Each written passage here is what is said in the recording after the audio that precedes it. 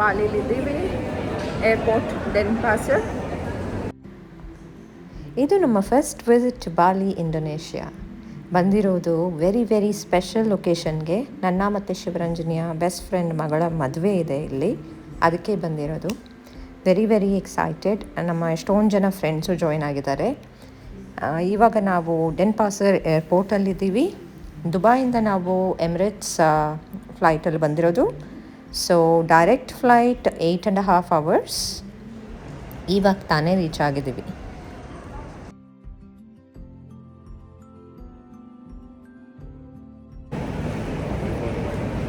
So ನೀವು ಬಾಲಿಗೆ ಬರಬೇಕಾದ್ರೆ ಏನೇನು ಡಾಕ್ಯುಮೆಂಟೇಷನ್ ಅಂತ ಸಂತೋಷ್ ಹೇಳ್ತಾರೆ, ಯಾಕಂದರೆ ನಮ್ಮ ಮನೇಲಿ ಸಂತೋಷ ಎಲ್ಲ ಅರೇಂಜ್ ಮಾಡೋದು.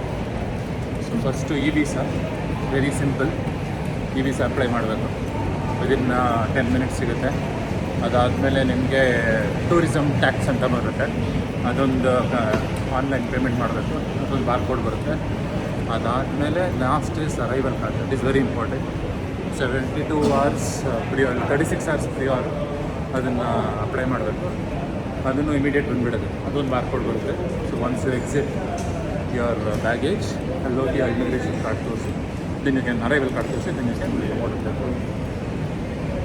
So 3 documents: E visa, tax ಮತ್ತು ಅರೈವಲ್ ಕಾರ್ಡ್, ಇದು 3. ಸೊ ಇದರದ್ದು ಕಾಸ್ಟು ಹೇಳ್ತೀನಿ. 150 dirhams ಫಾರ್ ವೀಸಾ ಮತ್ತು 33 dirhams ಫಾರ್ ಟ್ಯಾಕ್ಸ್. ಅರೈವಲ್ ಕಾರ್ಡ್ಗೆ ಏನು ಚಾರ್ಜಸ್ ಇಲ್ಲ.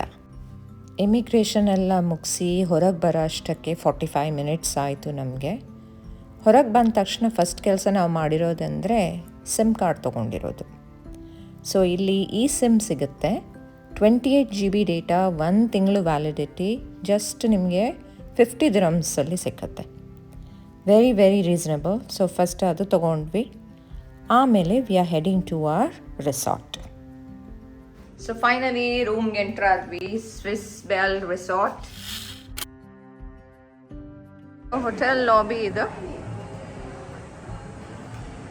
ನಿನ್ನೆ ನೈಟ್ ಕರೆಕ್ಟಾಗಿ ಏನೂ ಕಾಣಿಸ್ತಾ ಇರಲಿಲ್ಲ, ಯಾಕಂದರೆ ಫುಲ್ ಕತ್ಲೆ ಇತ್ತು.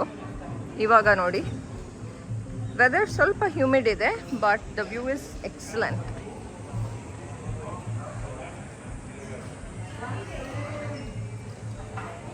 ಇದು ಬಂದು ಏರ್ಪೋರ್ಟಿಂದ ಅರೌಂಡ್ 35-40 minutes ಡ್ರೈವ್ ಇತ್ತು.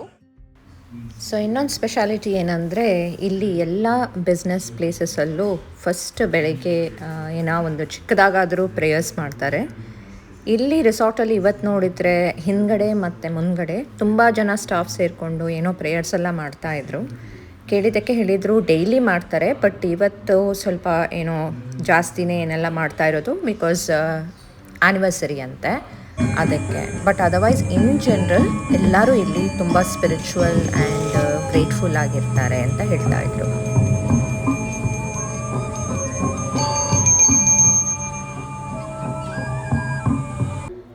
ಈ ರೆಸಾರ್ಟ್ ನಮಗೆ ತುಂಬ ರೀಸನೇಬಲ್ ಪ್ರೈಸಲ್ಲಿ ಸಿಕ್ತು. 2000 dirhamsಗೆ 7 nights ಇನ್ಕ್ಲೂಸಿವ್ ಆಫ್ ಬ್ರೇಕ್ಫಾಸ್ಟ್. ಮದುವೆ ನಡೀತಾ ಇರೋದು ಇಲ್ಲಿಂದ ಒಂದು 15-20 minutes ಇರೋ ಇನ್ನೊಂದು ರೆಸಾರ್ಟಲ್ಲಿ, ಬಟ್ ಗೆಸ್ಟ್ ಎಲ್ಲ ಸ್ಟೇ ಮಾಡಿರೋದು ಇಲ್ಲೇನೆ. ಇವಾಗ ನಮ್ಮ ಶಿವರಂಜನಿದು ಫೇವ್ರೆಟ್ ಕಾರ್ಯಕ್ರಮ ತಿನ್ನೋದು. ಬ್ರೇಕ್ಫಾಸ್ಟ್ಗೆ ಬಂದು ನೋಡಿದರೆ ಇಲ್ಲಿ ಎಷ್ಟೊಂದು ಐಟಮ್ಸು, 75-80 ಐಟಮ್ಸ್ ಆದರೂ ಬುಫೇಲಿತ್ತು. ಆದರೂ ನನಗೆ ಶಿವರಂಜನಿ ಬಗ್ಗೆ ಯೋಚನೆ, ಯಾಕಂದರೆ ಅವಳು ಒಳ್ಳೆ ಬೆಣ್ಣೆ ಮಸಾಲೆ ದೋಸೆ, ಇಡ್ಲಿ, ಗರಿಗರಿಯಾಗಿರೋ ವಡೆ, ಫಿಲ್ಟರ್ ಕಾಫಿ ಎಲ್ಲ ಎಂಜಾಯ್ ಮಾಡ್ತಾ ಇರ್ತಾಳೆ. ನಾನು ಅದನ್ನು ಮಿಸ್ ಮಾಡ್ಕೊತಾ ಇದ್ದೀನಿ. ಬಟ್ ಸ್ಟಿಲ್ ಇಲ್ಲಿ ಇಷ್ಟು ವೆರೈಟೀಸ್ ಇದೆ ಅಲ್ವಾ, ಎಲ್ಲ ಒಂಚೂರು ಟ್ರೈ ಮಾಡೋಣ ಅಂತ. ಸೊ ಲೋಕಲ್ ಡಿಶಸ್ ಎಷ್ಟೊಂದಿತ್ತು, ಆಮೇಲೆ ನಮ್ಮದು ಹೆಲ್ತಿ ಡಿಶಸ್ಸು ಎಷ್ಟೊಂದಿತ್ತು, ಅನ್ಹೆಲ್ದಿನೂ ಇತ್ತು, ವೆರೈಟೀಸ್ ತುಂಬಾ. ಆಮೇಲೆ ಇಲ್ಲಿ ಇವ್ರ ಹತ್ರ ಡಿಟಾಕ್ಸ್ ಡ್ರಿಂಕ್ಸ್, ಈ ಟರ್ಮರಿಕ್, ಹನಿ, ಜಾಗ್ರಿ, ರೈಸ್ ವಾಟರ್ ಇಂಥದ್ರಲ್ಲಿ ಯೂಸ್ ಮಾಡೋದು ಲಿವರ್ಗೆ ಒಳ್ಳೆಯದು, ಆ್ಯಂಡ್ ಇದು ಇನ್ಫ್ಲಮೇಷನ್ ಕಮ್ಮಿ ಆಗುತ್ತೆ, ಅಸಿಡಿಟಿ ಕಮ್ಮಿ ಆಗುತ್ತೆ ಅಂತ ಹೇಳಿ ಎಲ್ಲರೂ ತೊಗೋತಾಯಿದ್ರು. ಫ್ರೆಶ್ ಫ್ರೂಟ್ ಜ್ಯೂಸಸ್ಸು ತುಂಬ ವೆರೈಟೀಸ್ ಇತ್ತು. ತಿನ್ನೋಕ್ಕೂ ಫ್ರೆಶ್ ಫ್ರೂಟ್ಸ್ ತುಂಬಾ ವೆರೈಟೀಸ್ ಇಟ್ಟಿತ್ತು. ನಮಗೊಂದು ಒಳ್ಳೆ ಕ್ಯೂಟ್ ಹೋಟೆಲ್ ಸ್ಟಾಫ್ ಸಿಕ್ಕಿದ್ದಾರೆ. ಎಲ್ಲ ಹೆಲ್ದಿ ಡ್ರಿಂಕ್ಸ್ ಇಟ್ಕೊಂಡು ನೋಡಿ ಸ್ಟೈಲ್ ಮಾಡ್ತಾ ಇದ್ದಾಳೆ.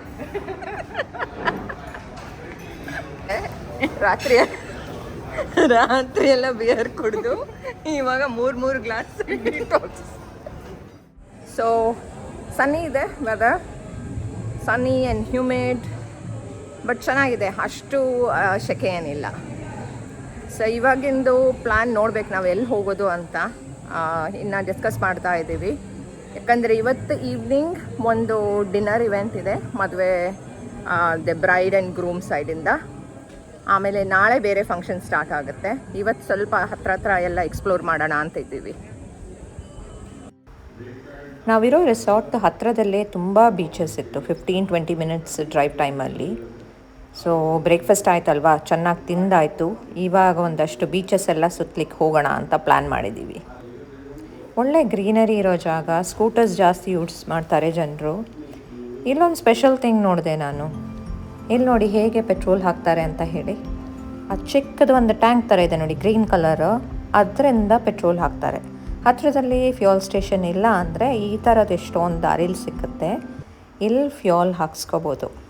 ಸೊ ನಮ್ಮ ಕಾರ್ಗೂ ನಾವು ಹಾಕ್ಸ್ಕೊಂಡು, ಇವತ್ತು ನಾವು ಕಾರ್ ಹೈರ್ ಮಾಡಿದ್ವಿ, ಸೊ ನಾವು ಇಲ್ಲೇ ಫ್ಯೂಯಲ್ ಹಾಕ್ಸ್ಕೊಂಡಿದ್ವಿ. Finally we reached Nyang beach.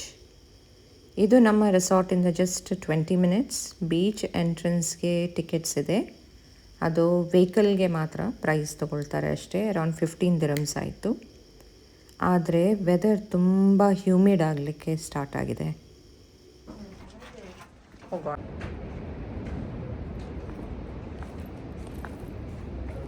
ತುಂಬ ಸೆಕೆ ಇದೆ, ಬಟ್ ನೋಡಲಿಕ್ಕೆ ತುಂಬ ಚೆನ್ನಾಗಿ ಕಾಣುತ್ತೆ, ಬಟ್ ಸೆಕೆ ಇದೆ. ನೋಡಿ ವಾಟರ್ ವ್ಯೂ ಹೇಗಿದೆ ಅಂತ, but super hot and humid. ಎಷ್ಟು ಬಿಸಿಲಿದ್ರು ತುಂಬ ಜನ ಪ್ಯಾರಾಗ್ಲೈಡಿಂಗ್ ಮಾಡ್ತಾಯಿದ್ರು, ತುಂಬ ಜನ ಓಡಾಡ್ತಾನೂ ಇದ್ದರು. ನಮಗೆ ಮಾತ್ರ ದುಬೈಯಿಂದ ಬಂದು, ಅದು ದುಬೈ ಇನ್ನೂ ಸೆಕೆನೇ, ಆದರೂ ಇಲ್ಲಿ ಹ್ಯೂಮಿಡಿಟಿ ಸ್ವಲ್ಪ ಕಷ್ಟ ಆಯಿತು. ಸೊ ಒಂದು 15-20 ಮಿನಿಟ್ಸ್ ಆ ಕಡೆ ಈ ಕಡೆ ಎಲ್ಲ ಓಡಾಡಿ ಒಂದಷ್ಟು ಫೋಟೋಸ್ ತಗೊಂಡು ಆಮೇಲೆ ಹೊರಟ್ವಿ. ಹಾಗೇನೆ ಇಲ್ಲಿ ದಾರೀಲಿ ಎಳ್ನೀರು ಕುಡಿಯೋಣ ಅಂತ ನಿಲ್ಲಿಸಿದ್ವಿ. ನಮ್ಮ ಹೇಮಾ ಹಸ್ಬೆಂಡ್ ನೋಡಿ, ಅವರೇ ಎಳ್ನೀರು ಕೆತ್ಬಿಟ್ಟು ನಮ್ಗೆ ಕೊಡ್ತಾ ಇದ್ದಾರೆ. ಅಲ್ಲಿ ಇದ್ದವರು ಶಾಪ್ ಅವರು ಸ್ಲೋ ಮೋಷನಲ್ಲಿ ಕಟ್ ಮಾಡ್ತಾಯಿದ್ರು, ಇವ್ರಿಗೆ ತಡ್ಕೊಳಕ್ಕಾಗದೆ ಇವರೇ ಹೋಗಿ ಕೆತ್ಬಿಟ್ಟು ನಮಗೆ ಕೊಟ್ಟರು. ಸೊ ಸ್ವಲ್ಪ ತಂಪಾಯಿತು. ಅದಾದ ನಂತರ ನೆಕ್ಸ್ಟ್ ಬೀಚ್ಗೆ ಹೋದ್ವಿ. ವಾಪಸ್ ಹೋಗೋಕ್ಕೆ ಯಾರಿಗೂ ಇಂಟ್ರೆಸ್ಟ್ ಇಲ್ಲ, ಅದು ಮೂಡಲ್ಲಿದ್ವಲ್ಲ ಎಲ್ಲರೂ, ಹೋಗೋಣ ಅಂತ ಹೇಳಿ ಇನ್ನೊಂದು ಬೀಚ್ಗೆ ಇವಾಗ ದಾರಿಲಿ. ಇವಾಗ ನಾವು ಹೋಗ್ತಾ ಇರೋ ಬೀಚ್ ಹೆಸರು ಪಾಂಡವ. 5 ನಿಮಿಷದಲ್ಲಿ ತಲುಪಿಟ್ವಿ ಇಲ್ಲಿ. ಇಲ್ಲಿಯ ಲ್ಯಾಂಗ್ವೇಜಲ್ಲಿ ಪಂಟಾಯ್ ಅಂದರೆ ಬೀಚ್ ಪಾಂಡವ ಬೀಚ್. ಮೊದಲು ಜನರು ಇದನ್ನು ಸೀಕ್ರೆಟ್ ಬೀಚ್ ಅಂತ ಕರಿತಿದ್ರಂತೆ, ಯಾಕಂದರೆ ಇಲ್ಲಿಗೆ ಹೋಗೋಕ್ಕೆ ರೋಡ್ಸ್ ಏನೂ ಇರಲಿಲ್ಲ, ಕ್ಲಿಫ್ ಮಧ್ಯದಲ್ಲಿ ಬೀಚ್ಗೆ ನಡ್ಕೊಂಡು ಹೋಗಬೇಕಿತ್ತು. ಆಮೇಲೆ ಇದು ವೈಟ್ ಸ್ಯಾಂಡ್ ಬೀಚ್, ಆದರೆ ಇವಾಗ ರೋಡ್ಸ್ ಎಲ್ಲ ತುಂಬ ಚೆನ್ನಾಗಿ ಡೆವಲಪ್ ಆಗಿದೆ, ಸೊ ಡ್ರೈವ್ ಮಾಡ್ಕೊಂಡು ಎಲ್ಲರೂ ಹೋಗ್ಬೋದು. ಮತ್ತು ಇನ್ನೊಂದು ಸ್ಪೆಷಾಲಿಟಿ, ಇಲ್ಲಿ 5 ಜನ ಪಾಂಡವ ಬ್ರದರ್ಸ್ದು ಸ್ಟ್ಯಾಚ್ಯೂ ಸಹ ಇದೆ. ಬಿಸಿಲು ಜಾಸ್ತಿ ಇರೋದ್ರಿಂದ ನಾವು ನೀರೊಳಗೇನು ಹೋಗಲಿಲ್ಲ, ಆದರೆ ನೀರ ಹತ್ರ ಸುಮ್ಮನೆ ನಡ್ಕೊಂಡು ಹೋಗಿ ಸ್ವಲ್ಪ ಫೋಟೋಸ್ ಎಲ್ಲ ತೊಗೊಂಡ್ವಿ. ಎಂಥ ಚೆನ್ನಾಗಿದೆ ಅಲ್ವಾ ನೋಡಿ. ಇದು ಕ್ಲಿಫ್ ಮಧ್ಯದಲ್ಲಿ ಮಾಡಿರುವ road, one of the best view. ಇಲ್ಲೂ ತುಂಬ ಜನ ಪ್ಯಾರಾಗ್ಲೈಡಿಂಗ್ ಮಾಡ್ತಾಯಿದ್ರು.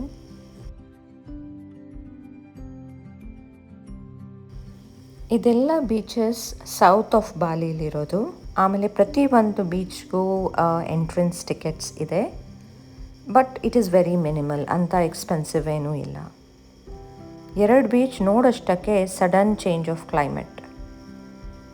ಎಲ್ಲ ಒಂದು ಸಲ ಗುಡುಗು ಬಂತು, ಆಮೇಲೆ ಕತ್ಲೆ ಆಯಿತು, ಮಳೆ ಬರೋಂಗಾಗೋಯ್ತು, ಆ್ಯಂಡ್ ಹೊಟ್ಟೆನೂ ಹಸಿವಾಗಿ ಸ್ಟಾರ್ಟ್ ಆಯಿತು ನಮಗೆ.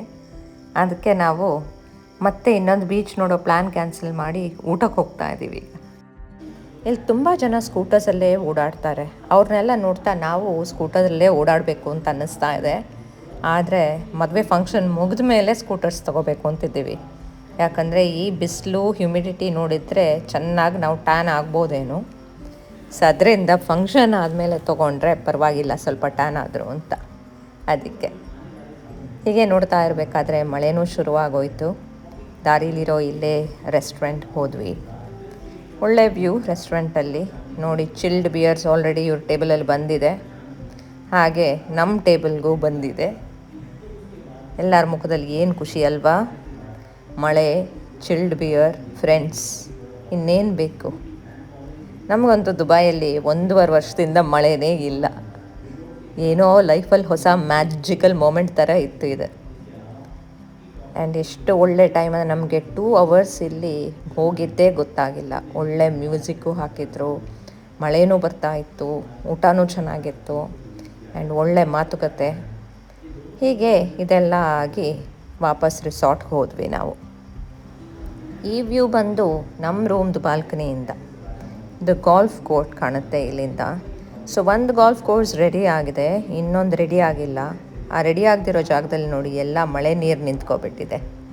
ಇವಾಗ ಒಂದು ಅರ್ಧ ಗಂಟೆ ರೆಸ್ಟ್ ಮಾಡಿ ಸಾಯಂಕಾಲದ ಇವೆಂಟ್ಗೆ ನಾವೆಲ್ಲ ರೆಡಿ ಆಗ್ತೀವಿ. ನೆಕ್ಸ್ಟ್ ವೀಡಿಯೋಲಿ ತೋರಿಸ್ತೀನಿ.